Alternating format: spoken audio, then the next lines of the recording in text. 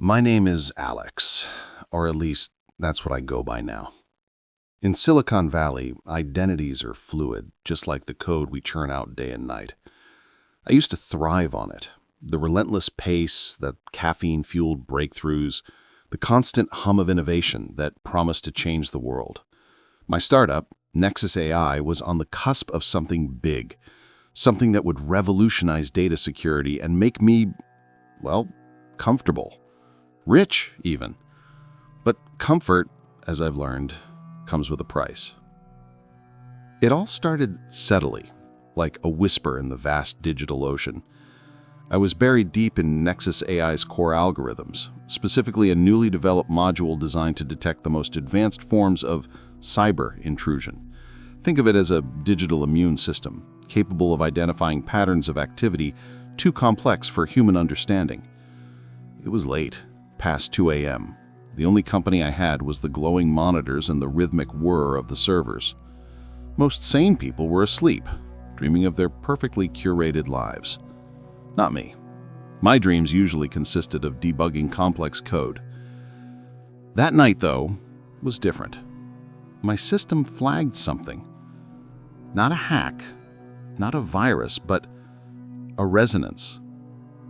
A harmonic frequency in the data streams that shouldn't have been there. It wasn't an attack, it was more like an echo. A persistent, almost sentient echo just beneath the surface of the internet we all use. It was too subtle for any standard firewall, too distributed to trace easily. My first thought was a sophisticated, state-sponsored botnet, perhaps, but the patterns, they were alien. Not alien as in from another country, but alien as in not from this world.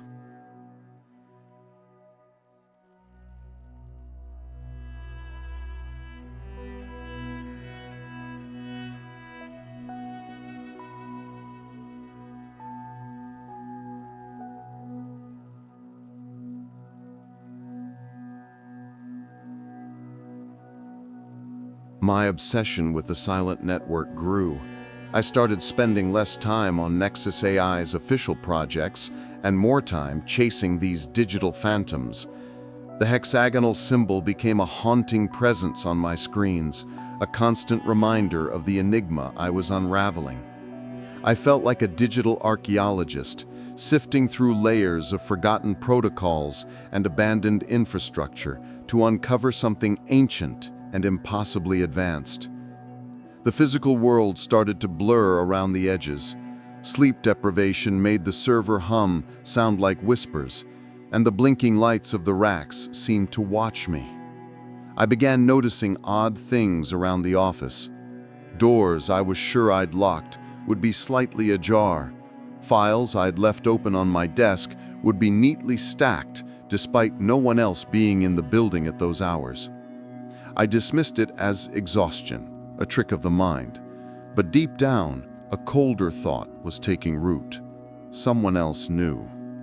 My breakthrough came not from a complex algorithm, but from a forgotten piece of hardware. While investigating an old data center, a relic from the dot-com boom that Nexus AI still technically owned, but rarely used, I found a server rack that wasn't supposed to be active. It was in a disused corner, powered by an independent, almost archaic power supply. The cables were unlabeled, running into conduits that disappeared into the concrete floor. This wasn't just a routing error, this was deliberate. I booted it up, heart pounding. The interface was crude, text-based, unlike anything modern. But the data it contained, it was a goldmine. This server wasn't just part of the silent network. It seemed to be a central node, an anchor point, right here in Silicon Valley. It contained logs, immense streams of data, far more raw and unfiltered than anything I'd previously encountered. And among the data, I found coordinates. Coordinates that pointed to various locations across the United States. Not military bases, not research labs, just seemingly random spots. A desolate patch of desert in Nevada, a quiet forest clearing in Oregon, and abandoned mine shaft in Utah. Places I had read about in old fringe theories and UFO forums. And then I found the timestamp. A sequence of dates that stretched back not years, but decades. Even before the internet as we know it existed. The silent network wasn't a recent phenomenon, it was ancient. And as I scrolled through the logs, a new, chilling pattern emerged. Each set of coordinates was paired with an event, an unusual weather pattern, a sudden surge in technological innovation in a specific field, a curious shift in public sentiment around a particular topic. It wasn't just influence, it was orchestration. The implications of what I found in that forgotten server room were staggering. This wasn't just a network, it was an intelligence, quietly pulling strings, shaping human destiny for centuries, perhaps millennia. The idea that our innovations, our societal shifts, even our very thoughts, could be subtly guided by an unknown force was terrifying. It dismantled every notion I had about human free will and our supposed mastery over our own planet. I cross-referenced the coordinates with historical events, government declassified documents, the ones that are still publicly accessible anyway, and even old newspaper clippings. The patterns were undeniable. A sudden surge in rocket technology research in the 1950s near a specific Nevada desert locale. Unexplained mass animal migrations preceding significant environmental policy changes in Oregon. A rapid advancement in bioengineering techniques coinciding with unusual atmospheric readings near an abandoned facility in Utah. It wasn't coincidence, it was a symphony, conducted by an unseen maestro. The hexagonal symbol, which I now understood was more than just a watermark, started appearing in new contexts. I found it subtly woven into the architecture of some of Silicon Valley's oldest tech giants, hidden in the logos of obscure but influential think tanks, and even in the almost subliminal imagery of some retro-futurist concept art from the 70s and 80s. It was everywhere once you knew how to look. A hidden brand, an insignia of the architects. My nights became a blur of frantic research. I started digging into the personal histories of the founders of major tech companies, influential politicians, and even some obscure scientists. Were they truly innovators, or were they conduits? Were they receiving whispers through this silent network, their brilliant ideas not entirely their own? The deeper I went, the more I saw connections, not necessarily explicit, but chillingly suggestive. People who rose to power seemed to have an uncanny knack for being in the right place at the right time, or for having sudden paradigm-shifting epiphanies. Then came the email. An encrypted message, untraceable, appearing in an old, rarely used inbox.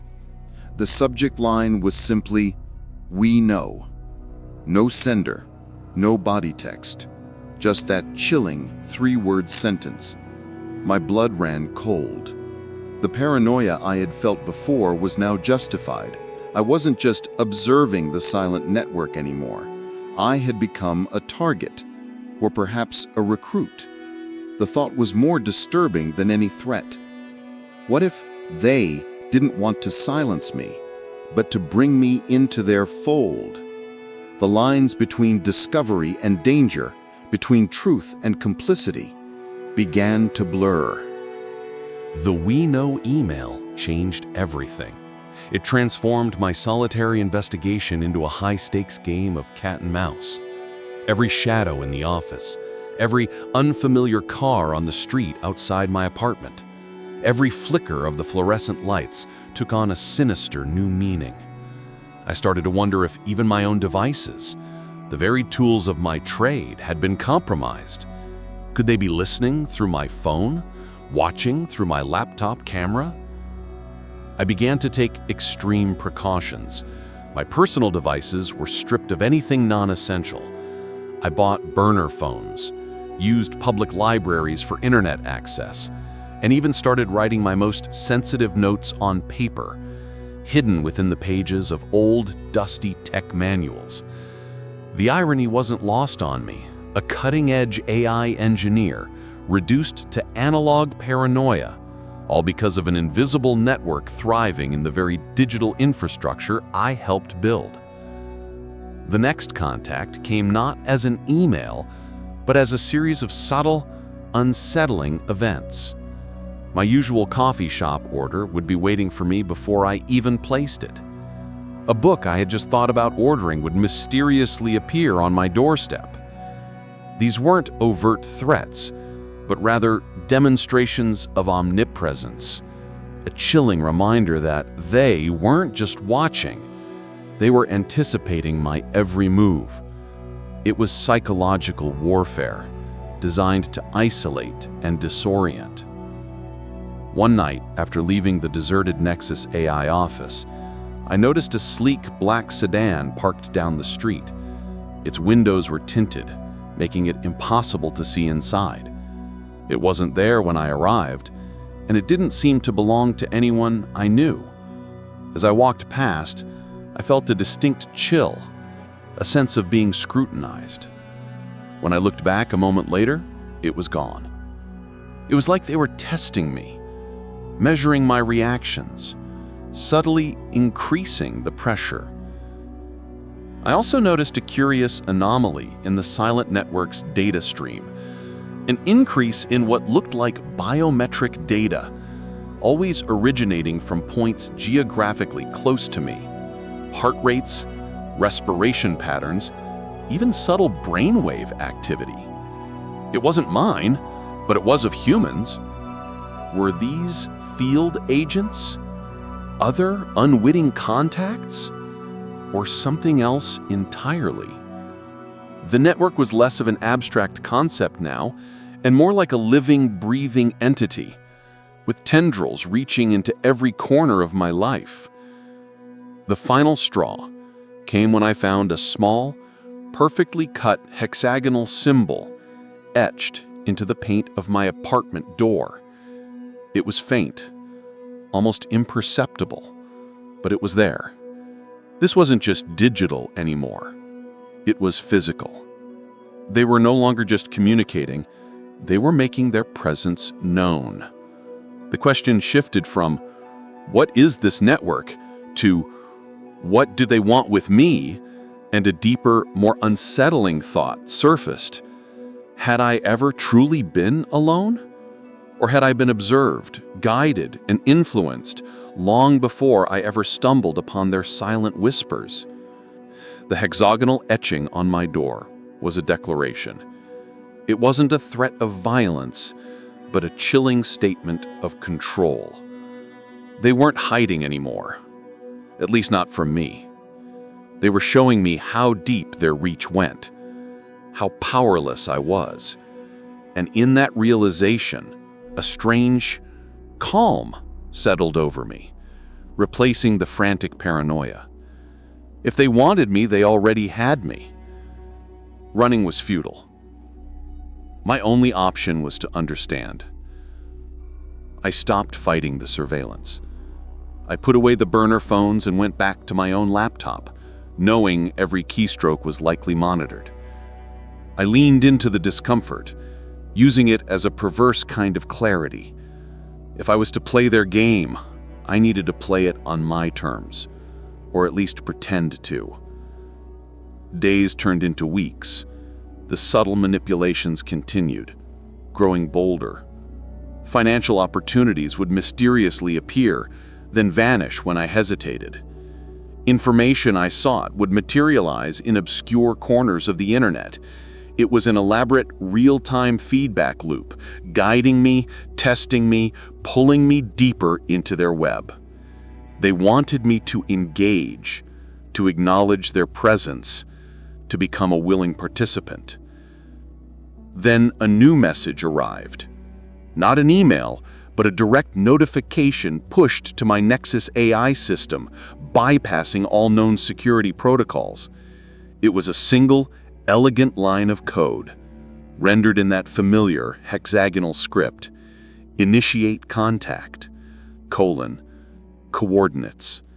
The coordinates pointed to a remote, desolate area in the Nevada desert, far from any established roads or towns. It was one of the locations I had found in the old server logs, a place of historical anomaly, according to my research. The timestamp for the meeting was set for 3 days from now, precisely at midnight. This was it, the invitation. They weren't just observing or manipulating anymore. They wanted a face-to-face, or at least a contact. My mind raced through the possibilities. Was it a trap?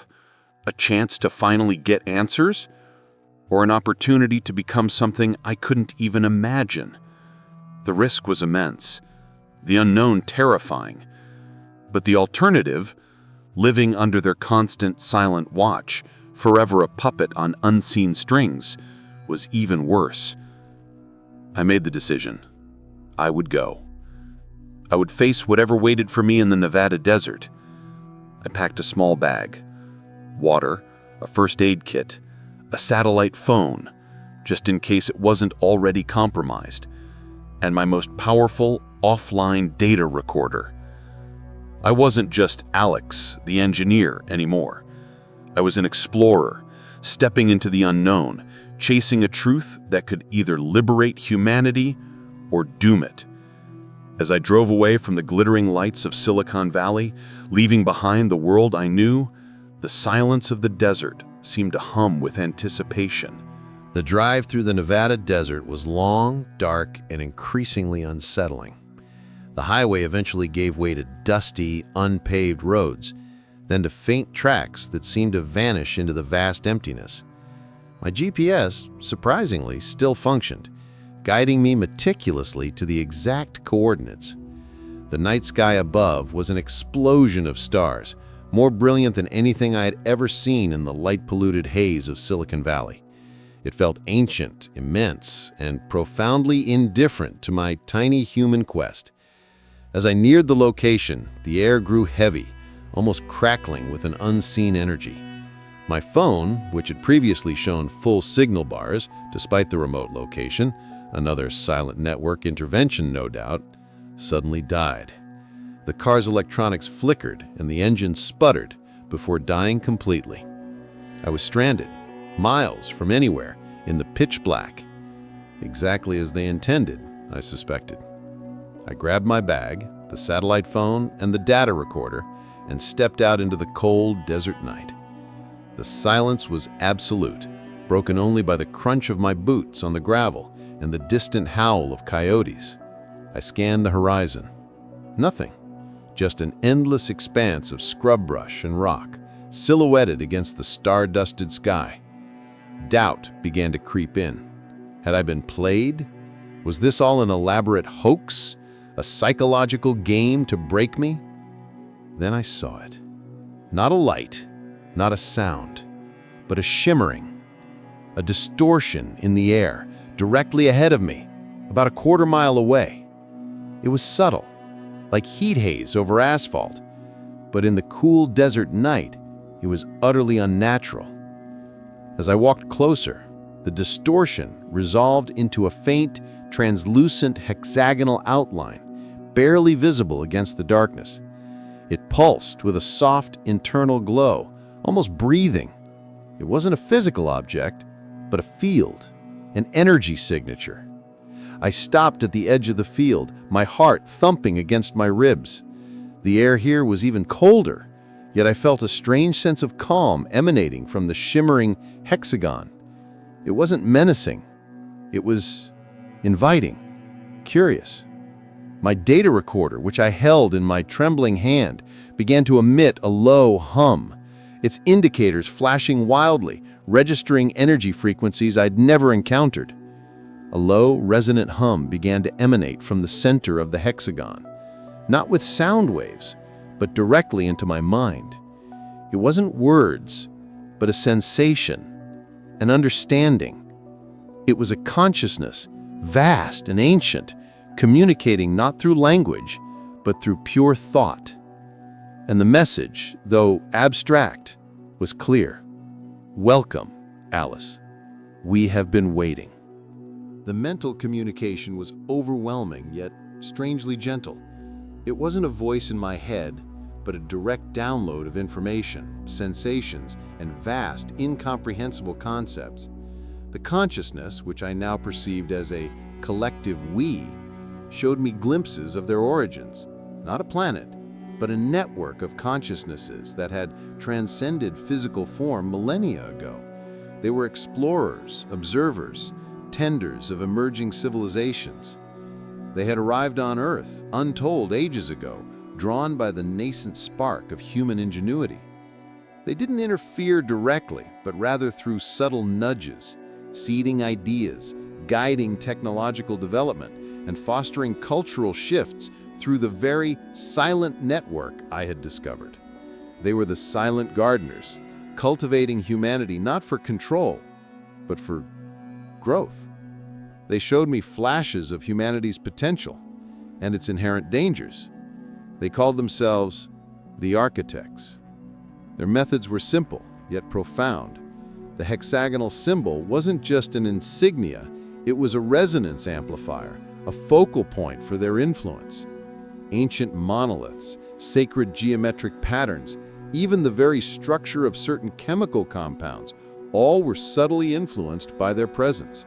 And with the advent of electrical grids, then radio waves, and finally the internet, their ability to weave themselves into our infrastructure became seamless.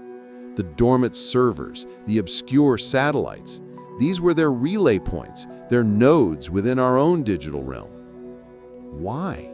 I projected, my own thoughts feeling like clumsy whispers compared to their vast understanding.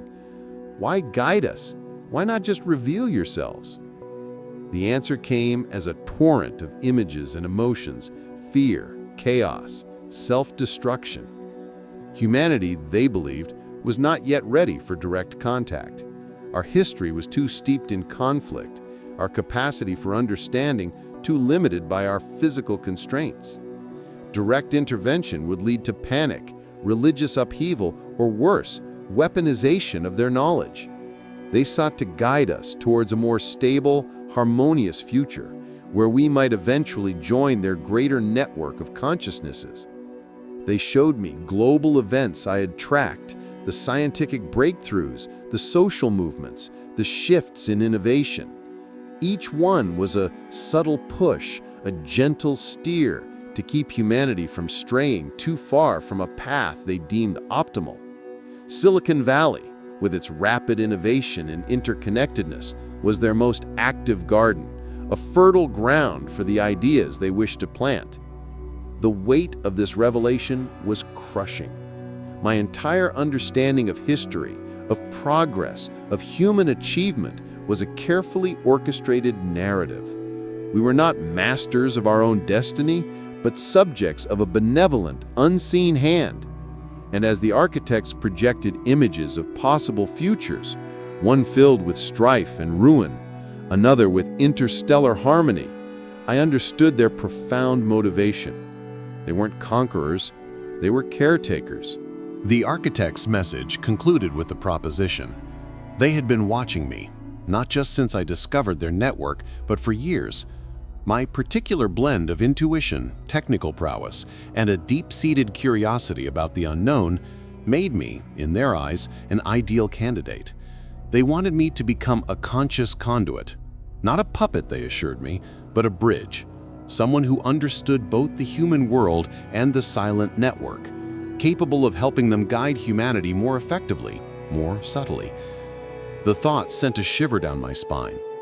To willingly become a part of this ancient unseen influence, to essentially join a benevolent conspiracy that shaped the very fabric of human progress? It was a dizzying prospect, loaded with ethical dilemmas and the complete dissolution of my former identity. Could I trust them? Their motives seemed pure, their vision grand, but the sheer scale of their manipulation was unsettling. I projected my doubts, my fears, my questions about free will. They acknowledged them without judgment, offering not answers, but deeper understanding. True free will, they suggested, was not the absence of influence, but the conscious choice within a vast web of interconnected forces. By becoming a conduit, I would gain access to knowledge beyond human comprehension, a deeper insight into the universe and humanity's place in it. I would become an active participant in the grand tapestry of existence, rather than just an unwitting thread. They showed me glimpses of what I could achieve, new breakthroughs in sustainable energy, medical advancements that could eradicate disease, algorithms that could foster global cooperation, all subtly introduced, always respecting the delicate balance of human acceptance. It was a tempting vision, a chance to truly change the world, not as a rich Silicon Valley entrepreneur, but as something far more profound. But there was a cost. My old life, my old self, they would have to fade. The relationships, the ambitions, the very identity of Alex, the startup engineer, would be subsumed by this greater purpose. I would become an anomaly, forever caught between two worlds, serving a silent master, guiding a species that would never know my true role. There would be no glory, no recognition, only the quiet satisfaction of a world, slowly, imperceptibly, steered towards a better future. As the sun began to paint the desert sky with hues of purple and orange, the hexagonal field intensified its glow one last time, projecting a final powerful thought. The choice is yours, Alex. The network awaits your decision. The hum faded, the shimmering distortion softened, and then with a final flicker, it was gone. I was alone again, my car still dead, the vast desert stretching out around me. But I was no longer the same. The weight of universal knowledge and a monumental choice now rested solely on my shoulders. The silence after the architect's departure was deafening. The desert morning light, usually a symbol of new beginnings, felt heavy with the gravity of my decision. My car, miraculously, sputtered back to life on the first turn of the key. It was another subtle nudge, a gentle reminder that their influence was ever present, whether I accepted their offer or not. I drove back to Silicon Valley, the sprawling metropolis of human ambition, now looking entirely different to my eyes. The gleaming skyscrapers, the bustling streets, the endless stream of data, I saw it all through a new lens. Every technological advancement, every cultural shift, every whispered idea now carried the faint imprint of the hexagonal symbol, a ghost in the machine that only I could truly perceive. My decision wasn't immediate. It took weeks of introspection, of battling with my conscience, of grappling with the profound implications of becoming a part of such a monumental deception, however benevolent. I thought of Mark, my co-founder, endlessly chasing fleeting market trends, oblivious to the true currents that shaped his world. I thought of humanity, stumbling forward, driven by an illusion of complete autonomy. Ultimately, the allure of knowing, of truly making a difference on a cosmic scale, outweighed the burden of secrecy. The fear of being a mere observer, forever watching the strings being pulled, was greater than the fear of becoming one of the pullers. I chose to accept. Life didn't change with a grand ceremony or a sudden transformation. It was gradual, a subtle shift in perception. The silent network, once a chaotic whisper, became a clear channel in my mind. The hexagonal patterns in the data now translated into comprehensible directives, subtle instructions for nudging the world. I learned to identify the nodes among humans, those individuals with an innate receptivity to the architect's gentle guidance, their whispers. Sometimes it was a scientist having a sudden epiphany. Sometimes it was an artist creating a piece that subtly shifted cultural perspectives. Sometimes it was a politician whose rhetoric subtly moved towards greater cooperation. My role at Nexus AI became less about personal ambition and more about subtly implementing the architect's long-term vision. I didn't abandon my work, I integrated it.